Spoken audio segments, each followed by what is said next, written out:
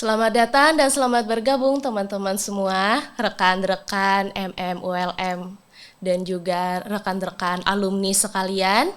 Izinkan saya Amalia Husna, biasa dipanggil Amalia atau Amel. Saya merupakan alumni MMULM angkatan 2021. Pada podcast kita hari ini, kita kedatangan narasumber yang sangat luar biasa, yaitu Bapak Haji Hasdi Suryadi, SEMM, AKCA, BKP, CPA. Podcast pada hari ini merupakan kerjasama antara IKMM ULM dengan Fakultas Ekonomi Bisnis ULM. Tema kita hari ini sangat menarik ya Pak ya? Ya. Ini nih pembahasan yang sangat penting apabila teman-teman MMULM dan juga rekan-rekan alumni mempunyai bisnis nih. Pasti penting banget. Jadi tema kita pada hari ini adalah pentingnya audit pada laporan keuangan serta perbedaan antara audit dan forensik akuntansi. Nah, kita tanya-tanya santai dulu ya Pak ya. Boleh. Yang ingin saya tanyakan sih, mengapa sih audit laporan keuangan ini nih dianggap penting oleh perusahaan? Jadi begini, kenapa audit itu penting bagi perusahaan? Audit itu bahwa dilakukan pemeriksaan oleh pihak independen yang mana nantinya akan menghasilkan satu laporan keuangan dan ada opini akuntannya. Artinya bahwa laporan keuangan itu sudah sesuai dengan standar akuntansi yang berlaku umum, ya kan? Nah, kemudian banyak sebenarnya kefungsi dari laporan audit itu untuk kepentingan pihak-pihak luar, ya kan? Tercontoh untuk perbankan, ya kan? Kemudian untuk pajak, untuk Bapepam. Nah, yang terlebih penting itu adalah untuk pengambilan keputusan manajemen. Nah, makanya perlunya ada audit itu adalah bahwa laporan itu sudah betul-betul baik sesuai dengan standar akuntansi yang berlaku. Seperti itu. Berarti itu harus transparan gitu ya Pak ya? Harus terbuka. Ya. Jadi audit itu, kalau sudah audit itu kita harus membuka diri. Jadi apapun yang dimiliki itu harus disampaikan kepada auditornya dan tidak boleh ditutup-tutupi. Karena sifatnya adalah kalau sudah audit itu harus membuka diri. Agar semua nanti yang dilaporan itu akan menghasilkan secara akurat, ya kan, dan juga relevan sesuai dengan kondisi perusahaan itu. Nah itu. Jadi Pak, apakah audit itu dapat meningkatkan transparansi dan akuntabilitas dalam laporan keuangan itu sendiri ya Pak? Pasti. Jadi audit itu akan meningkatkan transparansi dan akuntabilitas. Jadi begini, hasil audit itu nantinya ada dari laporan keuangan yang dimiliki apakah sudah sesuai standar atau belum. Yang kedua, ada evaluasi menyeluruh terhadap pengendalian intern manajemen. Yang ketiga, sebagai bagian dari penilaian kinerja manajemen. Nah, jadi akan tergambar semuanya di situ dari laporan itu, gitu kan, bagaimana standar laporan keuangan itu apakah sudah baik atau belum, atau sudah ada tapi masih belum lengkap, atau dengan ada evaluasi itu nantinya ada perbaikan-perbaikan ke depan, ya kan? Karena kalau tidak ada evaluasi kita tidak tahu melihat kelebihan dan kekurangan yang dimiliki oleh perusahaan. Kemudian yang ketiga itu berkaitan dengan kinerja manajemen. Nah, jadi kinerja manajemen itu dilihat dari laporan keuangan itu. Seberapa jauh perusahaan mendapatkan hasil yang diperoleh selama satu periode itu. Nah, itu tidak lepas dari peranan kinerja dari manajemen. Saya ambil contoh misalnya di bagian penjualan. Nah, penjualan itu ternyata tinggi gitu kan. Nah, itu kan ada peran manajemen dalam hal ini, bagian marketing, ya kan, kemudian ada apa? Ada bagian pihak top manajemen yang mendukung gitu kan. Nah, jadi top manajemen, di middle manajemen dan low manajemen itu saling keterkaitan. Nah, itu. Gini Pak, transparansi itu kan penting ya, Iya, selain untuk evaluasi, untuk kita mengetahui kinerja dari perusahaan itu dari laporan keuangan.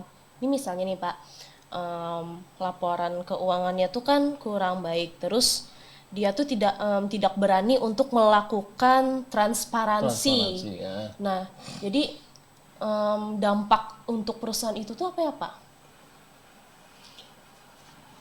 Perusahaan yang tidak transparansi dalam laporan keuangan tentu jadi satu pertanyaan. Artinya ada indikasi yang memungkinkan terjadinya kecurangan, ya kan, kecurangan dari entitas perusahaan itu. Apa alasannya tidak berani melakukan transparansi, gitu kan? Nah, padahal setiap entitas itu harus ada transparansi menyeluruh terhadap laporan keuangan yang dimilikinya. Nah, terlebih perusahaan itu perusahaan TBK, nah, itu wajib itu harus transparansi. Karena apa? Kenapa mereka harus melakukan audit itu?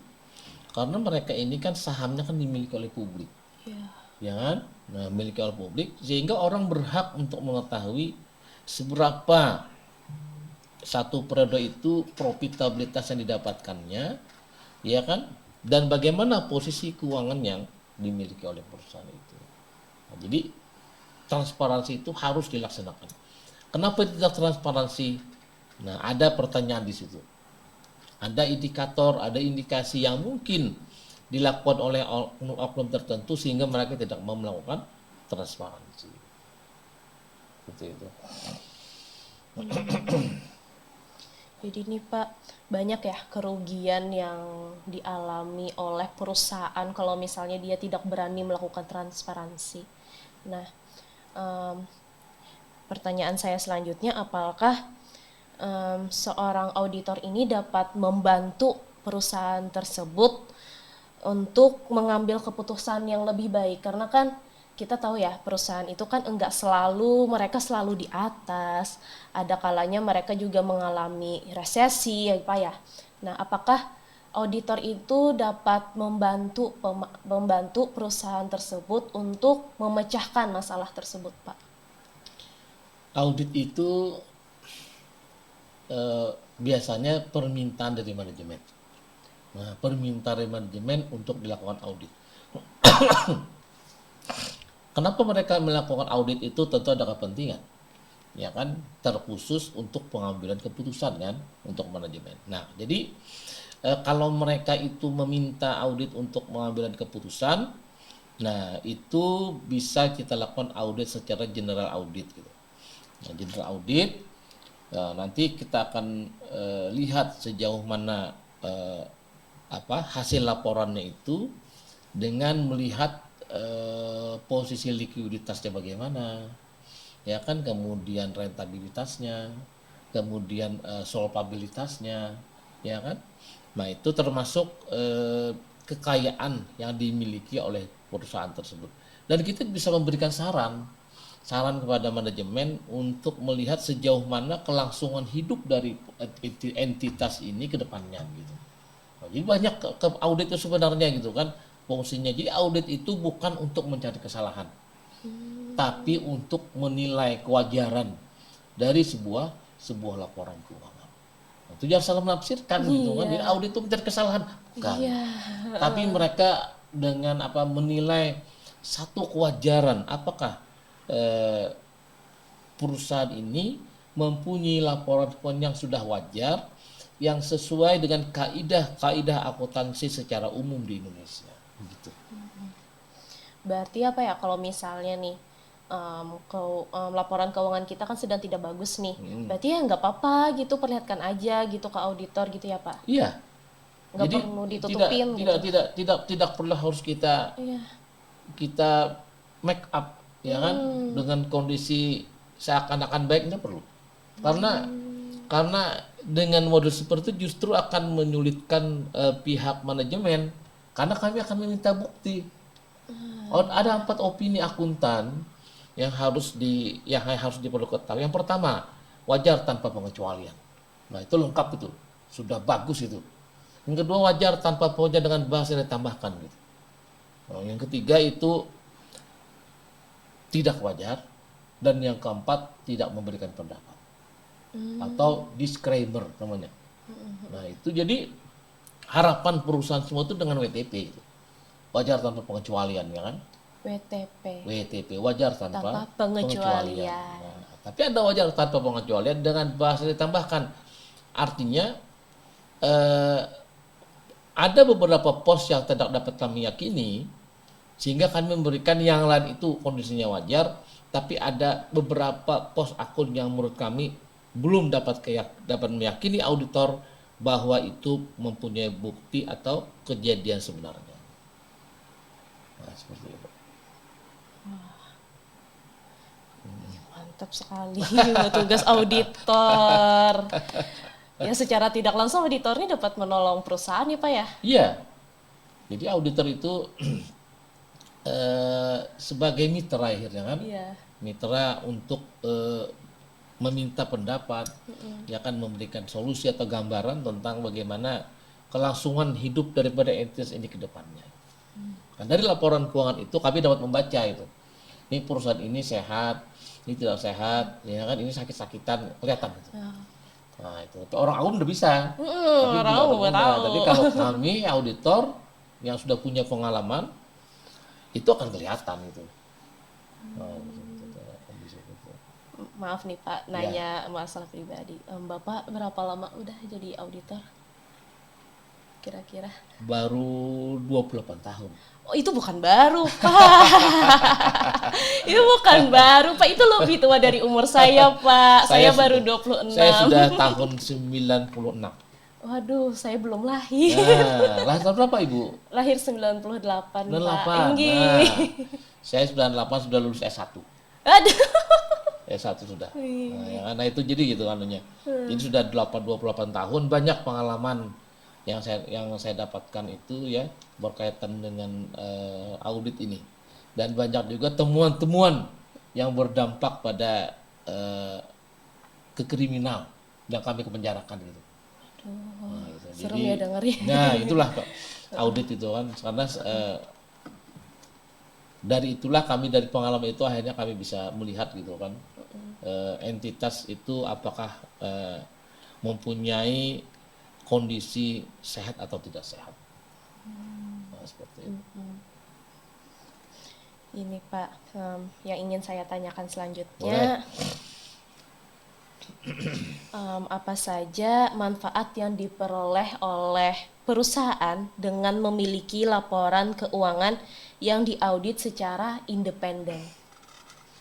Jadi kalau perusahaan yang sudah diaudit gitu ya, jadi banyak sekali manfaat yang dia dapatkan dari laporan itu.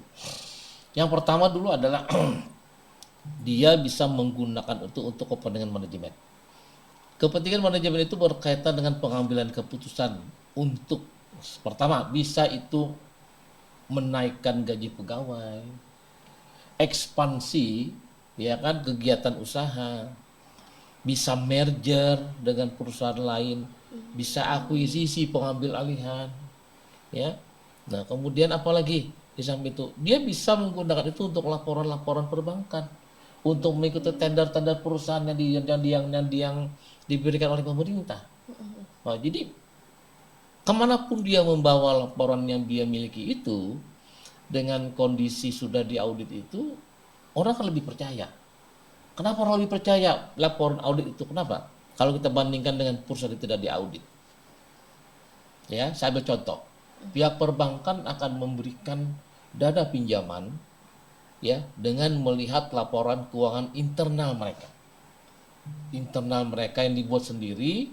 Nah, tentu perusahaan membuat dengan sebaik-baiknya kan. Iya. Dia naikkan piutangnya, dia kurangi hutangnya, ya kan? Seakan-akan asetnya besar. Nah, tapi begitu masuk laporan internal, bank meminta, kalian lakukan audit dengan pihak independen. Apa fungsinya? Sebagai pembanding. Nah, begitu audit itu masuk, dia akan melihat, oh ini orang dari independen pihak luar meriksa perbandingan dengan internal dengan mereka bikin. Nah, dengan itu akan melihat mereka mana yang lebih mereka percaya. Bukan tidak percaya dengan kondisi internal mereka, tapi mereka lebih percaya dengan pihak luar yang memeriksa. Karena pihak luar nggak ada kepentingan. Tidak ada kan, Pak? kepentingan, ya kan? Iya. Tidak menambahkan, tidak mengurangi. Itulah apa adanya gitu kan. Sehingga bank nanti akan memberikan pinjaman itu sesuai dengan kondisi yang dimiliki oleh manajemen, ya kan? Apa yang mereka dasarkan? Laporan audit akuntan yang independen itu. Berarti yang dari akuntan atau auditor tuh beda ya Pak? Akuntan, auditor beda. Auditor adalah orang yang melaksanakan auditnya. Auditor. Akuntan lah saya akuntan kan, akuntan publik kan. Inggih. Saya ini orang yang menandatangani opininya. Ini auditor orang yang melakukan audit pemeriksaannya, akuntannya orang yang menandatangani hasilnya. Opini itu tertahan. Dari mana dasar opini? Dari hasil laporan yang mereka terbitkan di Bilter. Nah, seperti itu. Tentu berjenjang. Saya juga dari dasar dulu, dari junior, ya kan, senior, madya, ya kan, kemudian manajer, supervisor, sampai yang tertinggi sekarang akuntan publik.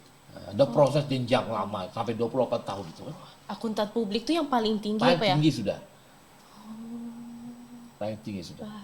Nah, tentu tidak mudah menggapai itu kan. Ada perjalanan panjang yang dilalui suka dan duka gitu.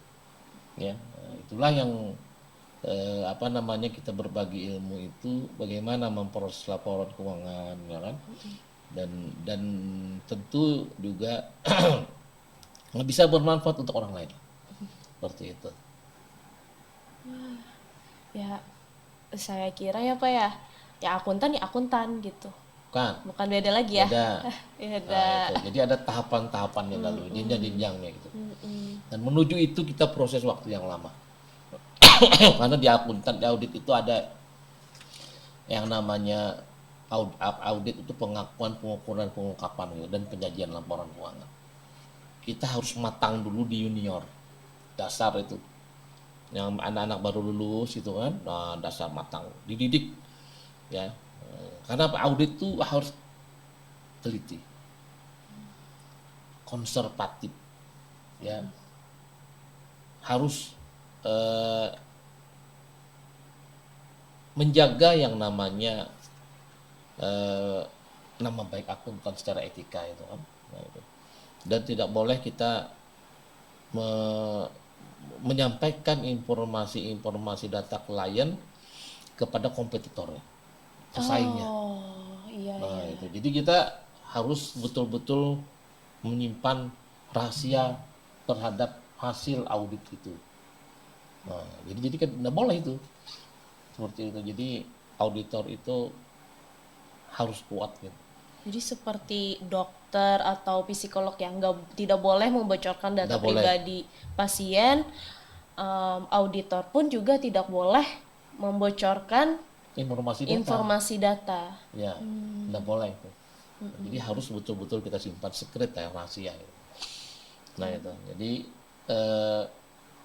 akuntan itu kita harus betul-betul kuat Dalam pengertian kuat itu bukan hanya kita menjaga etika, tapi harus kuat juga dengan hal-hal yang sifatnya bisa merusak daripada nilai-nilai hasil laporan itu. Nah, karena mungkin ada sebagian dari di luar itu yang melakukan hal-hal sifatnya dari Amerika, kasus Enron itu kan pernah belajar, kasus Enron itu kan kantor akuntan publik itu kan Iya. yang dilakukan, yang mana mereka melakukan eh, kerjasama untuk menganu uang negara gitu. Termasuk kasus Bank Mandiri gitu kan, akuntan publik itu juga yang merusak itu kan, ada klien yang mengaudit lalu seakan perusahaan tidak bagus gitu kan, dan perusahaan itu memang tidak layak untuk diberikan pinjaman, dibikin selelang gitu. Kenapa ada kerjasama? Sehingga lapor itu seakan-akan baik padahal tidak gitu. Nah, pada saat nanti dipilih pinjaman, pada saat pelaksanaan pengembalian, disitulah muncul masalah gitu. Nah, seperti itu. Ada etika yang harus Ya, dipegang teguh oleh ya. seorang Nah, ada auditor. undang-undangnya. Oh, ada undang-undangnya, Pak. Undang-undang akuntan publik ada itu. Ada. Ada sanksi atas kesalahan yang berat, ringan, sedang tuh ada. Yang Ada tingkatan. ada Ya. termasuk dendanya berat juga itu.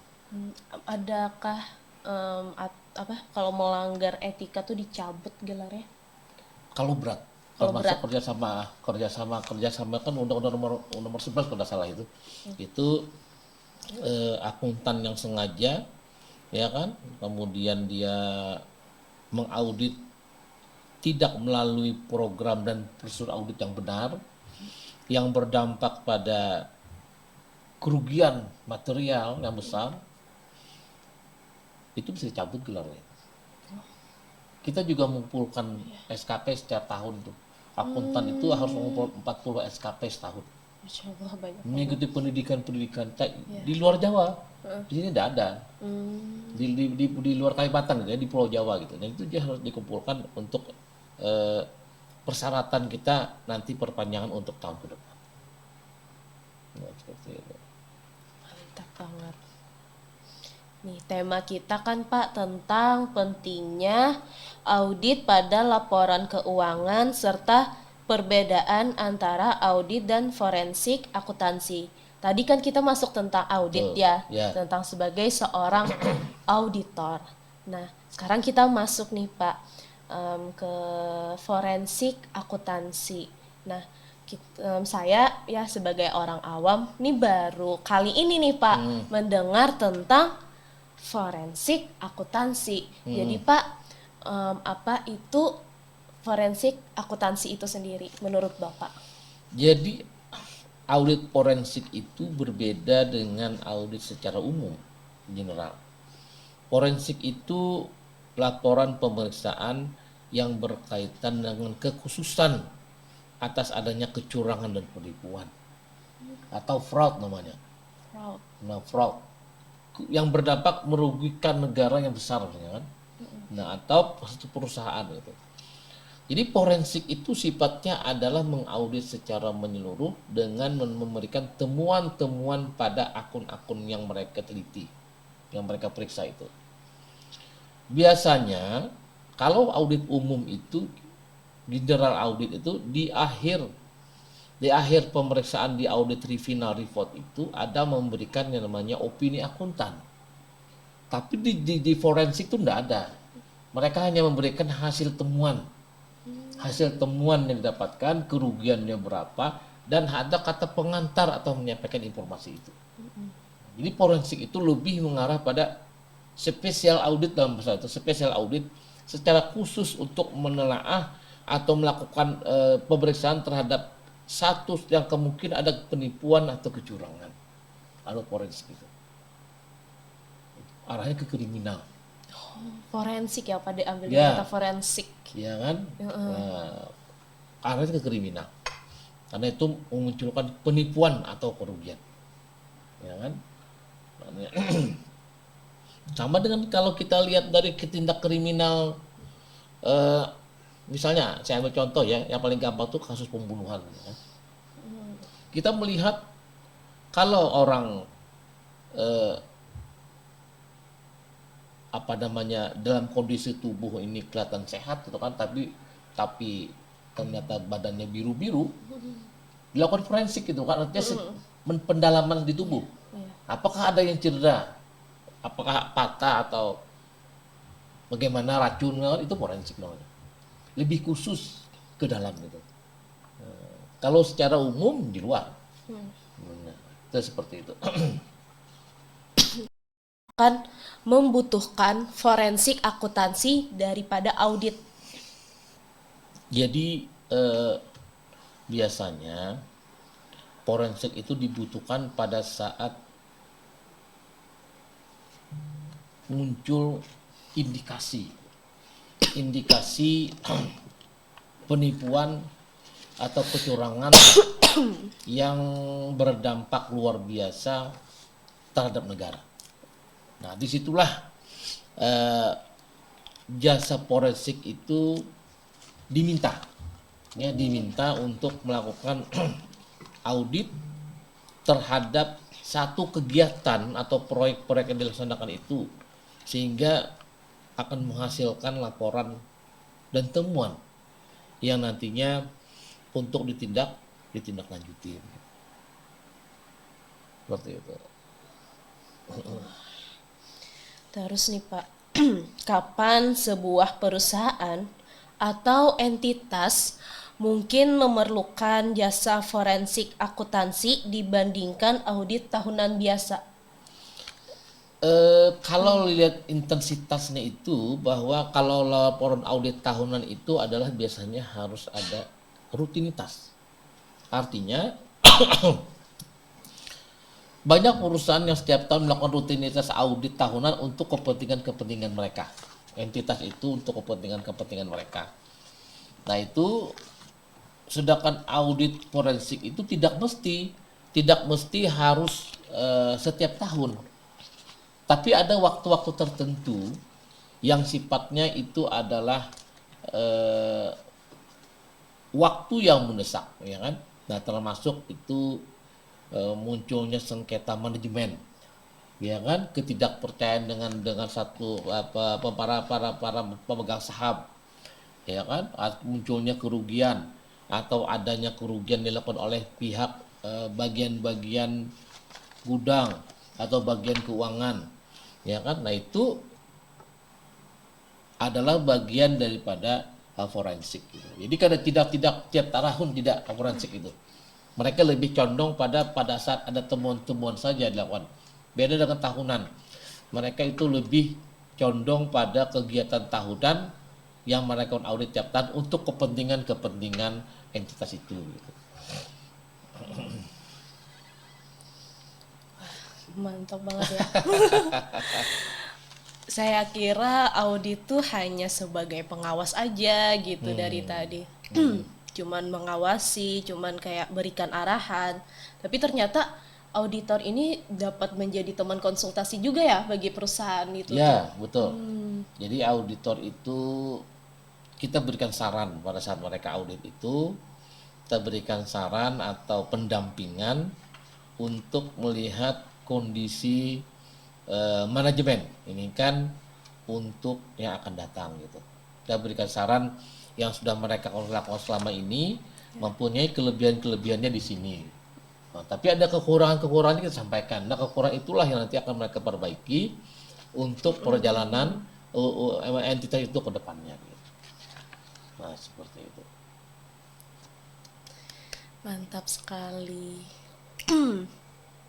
Alhamdulillah kita hari ini kedatangan narasumber yang luar biasa, yaitu Bapak Haji Hasdi Suryadi, SEMM, AKCA, BKP, CPA. Saya sebagai host pada podcast hari ini sangat berterima kasih banyak nih. Kita Sama-sama. banyak sekali diberikan ilmu-ilmu tentang peran auditor, tentang forensik akuntansi, yang dimana ternyata sepenting itu loh, ternyata perusahaan itu harus memerlukan seorang auditor gitu. Ya. Dan harus penting juga nih perusahaan-perusahaan untuk transparansi terhadap laporan keuangannya. Wah, banyak ya negatif-negatifnya yang tadi Bapak Ya. sampaikan kalau misalnya perusahaan itu nggak berani untuk menunjukkan laporan keuangan dia yang sebenar-benarnya. Padahal nggak apa-apa sih kalau misalnya kondisi keuangannya itu tidak bagus gitu. Sedangkan kan auditor ternyata kita orang awam taunya auditor hanya pengawas. Ternyata auditor juga bisa sebagai teman untuk ini ya, saling berkonsultasi. Auditor juga bisa sebagai orang yang membantu untuk pengambilan keputusan. Oke. Pembahasan kita sebenarnya sudah habis nih, sayangnya udah habis Pak. Tadi pertanyaan saya yang terakhir Iya, gitu. Nah, sebelum saya menutup, saya ucapkan lagi terima kasih kepada Ya. Bapak. Sama-sama Bu Aulia. Iya. Dan berakhirnya pertanyaan saya tadi, berakhir juga kesimpulan yang saya sampaikan tadi, maka berakhir pula podcast pada hari ini. Jangan lupa untuk teman-teman MMULM dan juga rekan alumni untuk mensubscribe channel YouTube kita. Jangan lupa juga untuk di like dan juga subscribe dan juga di komen sebanyak-banyaknya. Apabila teman-teman ada yang ingin kita bahas tentang yang lain, bisa hubungi melalui teman-teman kami atau melalui Instagram kami. Saya tutup. Sebelum saya tutup nih, nih Pak. Kita kan punya kata kunci ya. Kalau misalnya saya bilang MMULM alumni, Bapak jawab let's collaborate in harmony. Ya. Ya, kita jawab sama-sama ya. MMULM alumni, let's collaborate in harmony. Sampai jumpa untuk podcast selanjutnya.